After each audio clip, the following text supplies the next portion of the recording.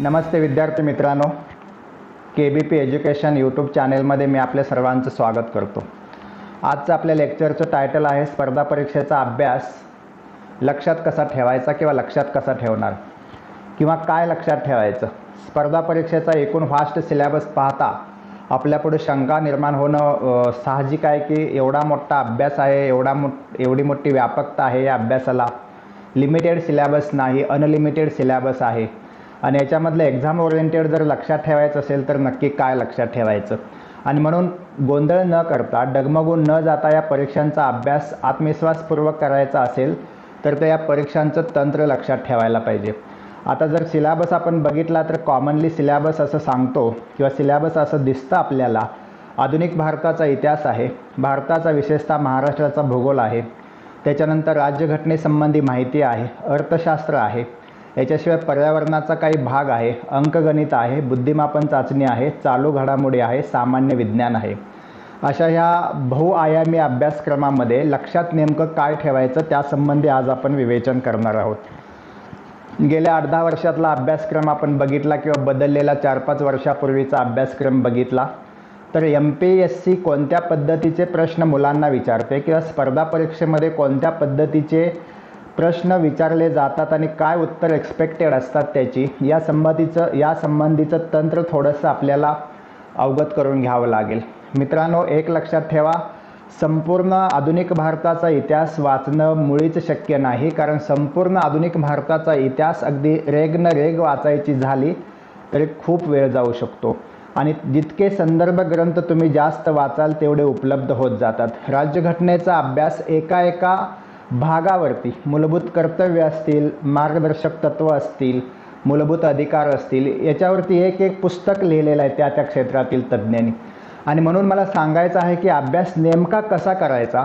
ज्यावेळेला समुद्रामध्ये मोती शोधायला जाणारा जो कोणी मनुष्य असतो तो फक्त मोती गोळा करत जातो, म्हणजेच त्याला जे पाहिजे तेच तेवढं तो पिकअप करतो। आणि म्हणून एक्झाम ओरिएंटेड स्टडी बघत असताना, एक्झाम ओरिएंटेड अभ्यास करत असताना नेमकं MPSCच्या परीक्षेला किंवा कोणत्याही स्पर्धा परीक्षेला काय विचारतात हे माहिती झाल्याशिवाय आपण अभ्यास त्याचा करू शकत नाही किंवा अभ्यास केला तर तो अयोग्य दिशेनं चाललेला अभ्यास चालला आहे असं म्हणावं लागेल। मग काय महत्त्वाचं आहे, कशावरती भर द्यायला पाहिजे MPSCचा अभ्यास करत असताना, त्यांचा सिलेबस काय आहे। कारण स्पर्धा परीक्षेला बसणाऱ्या विद्यार्थ्यांची अफाट संख्या आहे, जागांची संख्या कमी आहे आणि म्हणून बसणाऱ्या विद्यार्थ्यांच्यामध्ये अगदी ग्रॅज्युएशन झालेल्यापासून 3-3, 4-4, 5-5 वर्ष अभ्यास करणाऱ्या विद्यार्थ्यांचाही त्याच्यामध्ये समावेश असतो। आणि म्हणून जे नवीन असतील, जे जुने असतील, ह्या सगळ्यांसाठीच मला सांगायचं आहे की नेमकं काय लक्षात ठेवायला पाहिजे, कशावरती MPSCनं आत्तापर्यंत जास्तीत जास्त भर दिलेला आहे। आणि या सगळ्यामधून आपण जर 5-6 वर्षाचं थोडंसं ॲनालायसिस केलं प्रश्नपत्रिकांचं पाठीमागच्या आलेल्या याच्या MPSCच्या, तर आपल्या लक्षात येईल की MPSCला विद्यार्थ्यांच्याकडून कोणत्या उत्तराची अपेक्षा आहे किंवा कोणते प्रश्न MPSC विद्यार्थ्यांना विचारू शकते, परीक्षेमध्ये गोंधळून टाकू शकते किंवा थोडंसं विचार करायला भाग पाडू शकते। आणि म्हणून एक लायनर क्वेश्चन असतील, अल्टरनेटिव्ह जास्त असलेले क्वेश्चन असतील, कशाही पद्धतीचा क्वेश्चन आला तर नेमक्या काही ठराविक जागा आहेत प्रत्येक टॉपिकमध्ये, प्रत्येक सब्जेक्टमध्ये की ज्याच्यावरती आपण भर द्यायला पाहिजे। अशा कोणत्या जागा आहेत, अशा कोणत्या जागा शोधल्या, असे कोणते मुद्दे शोधले म्हणजे अभ्यास करणं आपल्याला सोपं जाईल आणि ज्याला आपण एक्झाम ओरिएंटेड अभ्यास म्हणू, अशा पद्धतीनं कोणत्या टॉपिकवरती, कोणत्या मुद्द्यांवरती जास्तीत जास्त भर द्यायला पाहिजे हे मी तुम्हाला आता सांगणार आहे। मित्रांनो, आधुनिक भारताचा इतिहास घेतला आणि आपण 5-6 वर्षामधलं किंवा मागील त्याच्या 10 वर्षामध्ये सुद्धा आलेल्या प्रश्नपत्रिकांचं अवलोकन केलं तर एक लक्षात येईल, आधुनिक भारताच्या इतिहासामध्ये मेन घटना आहेत, त्या घटनांच्या मध्ये इतिहास आहे। म्हणजे साधारणपणे युरोपियनांचं भारतात झालेलं आगमन, म्हणजेच वास्को द गामापासून ते साधारणपणे इंग्रज भारतामध्ये 1600ला ईस्ट इंडिया कंपनी स्थापन झाली आणि भारतात इंग्रज आले, एस्टॅब्लिश झाले इथं, तो एक कालावधी युरोपियनांचं आगमन म्हणून ओळखला जातो। त्याच्यामध्ये कोणत्या सत्ता कोणत्या क्रमानं हिंदुस्थानमध्ये आल्या, 1857 पूर्वी या देशामध्ये म्हणजेच भारतामध्ये, हिंदुस्थानमध्ये कोणती बंड झालेली होती एक्झाम्पल ज्याच्यावरती बऱ्याच वेळा प्रश्न आलेले आहेत, मग ते वासुदेव बळवंत फडक्यांचं बंड असेल, रामोशांचा उठाव असेल, आदिवासींचा उठाव असेल, भिल्लांचा उठाव असेल, शेतकऱ्यांचा उठाव असेल, संतालांचा उठाव असेल, कोकणामध्ये सावंतांचा, फोंडा सावंतांचा उठाव असेल. मग 1857च्या बंडावरती आपण जास्त फोकस करतो, पण प्रश्न विचारले जातात त्याच्या अगोदर जी छोटी छोटी बंड झाली त्याच्यावरती प्रश्न विचारला जातो.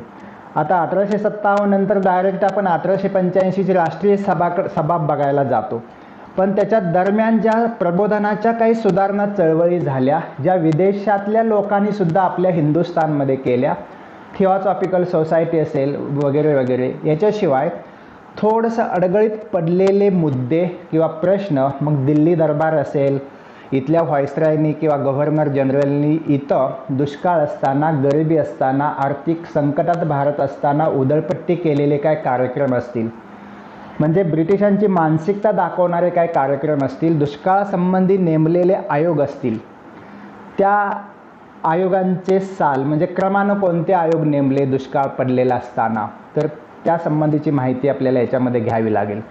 याच्याशिवाय वखारी स्थापन झाल्या माहिती आहे आपल्याला, पण वखारी स्थापन होत असताना त्यांचा क्रम कसा झाला, म्हणजे प्रथम कुणी, त्याच्यानंतर कुणी, मग ती वर्ष आणि ठिकाणं यांचा क्रम विचारतात परीक्षेला. मुस्लिम लीगचा उदय किंवा मुस्लिम मानसिकतेचा, ज्याला आपण म्हणतो की पाकिस्तानची बीजं 1906च्या मुस्लिम लीगच्या स्थापनेमध्ये रोवली गेली, पेरली गेली, किंवा या संदर्भामध्ये विचार करताना मुस्लिम लीगचा विकास कसा कसा होत गेला आणि बॅरिस्टर जिनांचं नेतृत्व कसं मिळत गेलं, या संदर्भामध्ये म्हणजे अतिशय महत्त्वाचा प्रश्न त्याच्यामध्ये येऊ शकतो. गव्हर्नर जनरल असेल, व्हाईसरॉय असेल, आपल्याला लक्षात ठेवायचे आहेत अगदी थोडे. रॉबर्ट क्लाइव्ह असेल, कॅनिंग असेल, कॉर्नवॉलिस असेल, कर्जन असेल, बेंटिंग असेल, रिपन असेल, लिटन असेल, ज्यांनी या देशामध्ये असे निर्णय घेतले की ते टर्निंग पॉईंट ठरले. सगळे व्हाईसरॉय आणि सगळे गव्हर्नर जनरल बघत बसायची काय आवश्यकता नाही, जे महत्त्वाचे आहेत तेवढ्यावरती कॉन्सन्ट्रेशन करावं लागेल. क्रांतिकारकांचं पाहताना आपण जास्तीत जास्त कॉन्सन्ट्रेशन करतो देशातल्या क्रांतिकारकांच्यावरती, आणि प्रश्न विचारतात की मग लाला हरदळां कुठं काम केलं त्यांनी क्रांतिकारकांचं, भिकाजी कामावरती विचारले जातात, श्यामजी कृष्ण वर्मावरती क्वेश्चन विचारले जातात. विदेशामध्ये ज्या क्रांतिकारकाने विदेशामध्ये राहून भारतासाठी काम केलं, स्वातंत्र्य लढ्यामध्ये क्रांतिकारक स्वरूपाचं काम केलं, असे प्रश्न त्याच्यावरती विचारले जातात. ह्याच्याशिवाय प्रति सरकारवरती हमखास क्वेश्चन असतो.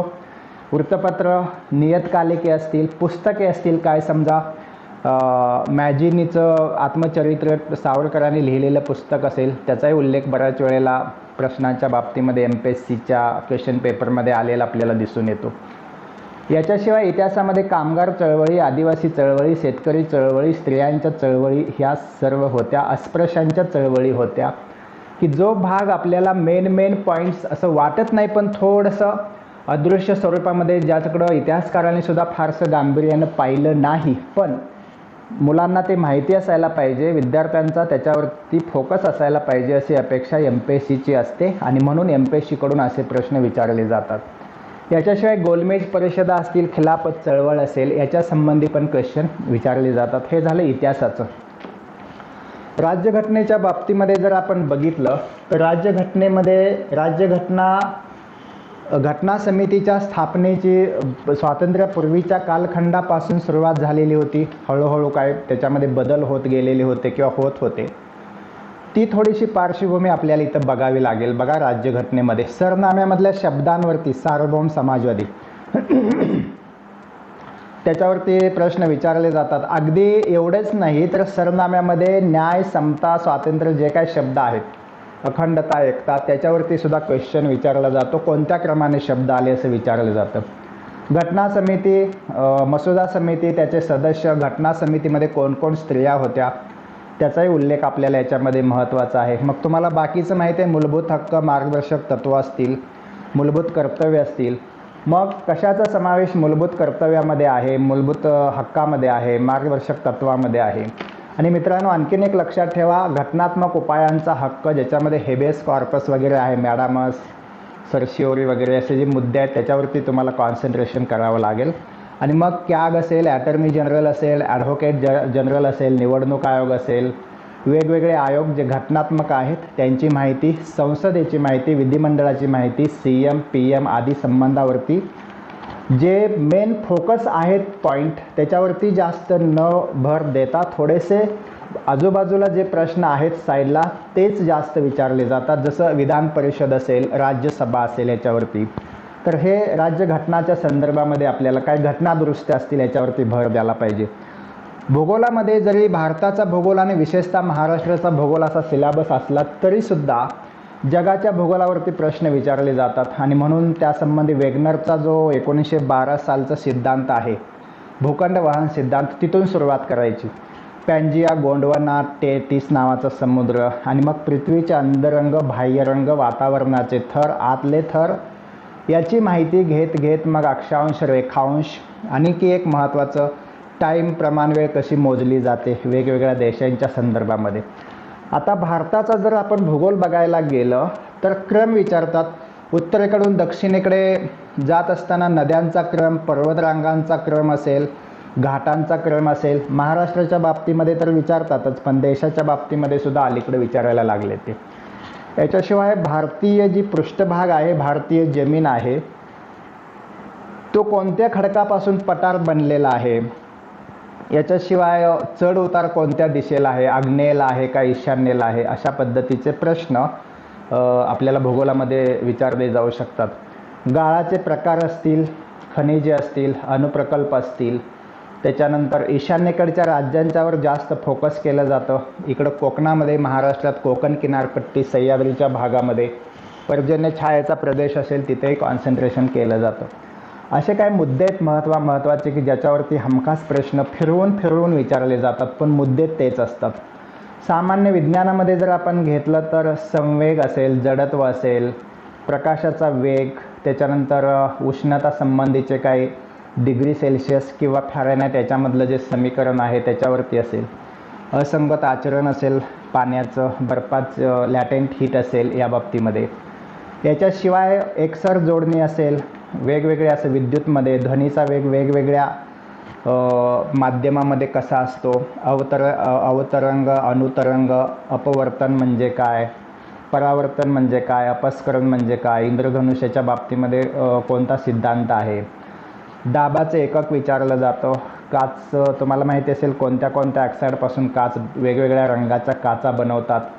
याच्याशिवाय अणुसंरचना आणि मूलद्रव्यांचं वर्गीकरण, ज्याला आपण आधुनिक आवर्त सारणी म्हणतो, त्याच्यावरती पण बरेच क्वेश्चन विचारले जातात.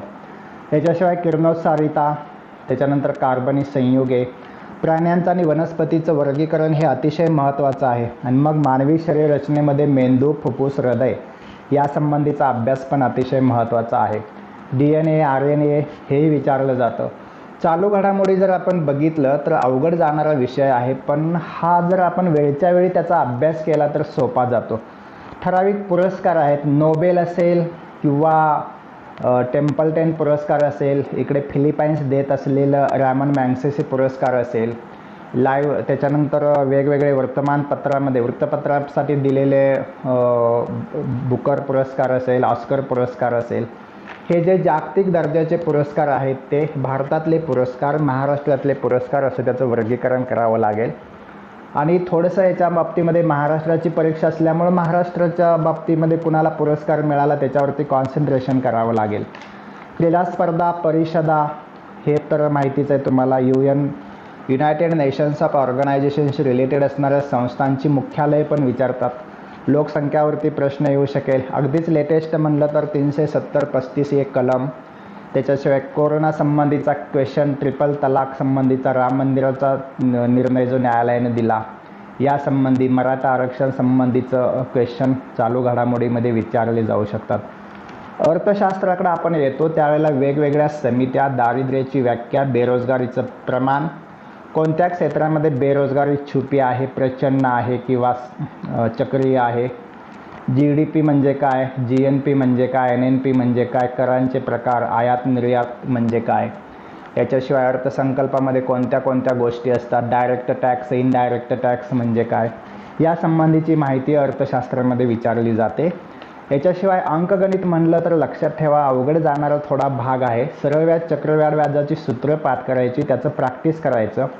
बॉडमास पद्धत येत नाही असं तुम्ही कुणीही म्हणायचं नाही, कारण बॉडमास पद्धत ही सोपी आहे, प्रत्येकाला आलीच पाहिजे. काळ, काम, वेग मात्र महत्त्वाचा आहे, त्याच्यावरती हमखास क्वेश्चन असतो. मग शेकडेवारी, भागीदारी, नफा, तोटा, घातांक हे तुम्हाला माहिती आहे. बुद्धिमापन चाचणीमध्ये अंकमालिका, अक्षरमालिका, ठोकळ्यावरचे क्वेश्चन मात्र थोडेसे अवघड जाऊ शकतात. पण त्याची सूत्र काय आहेत?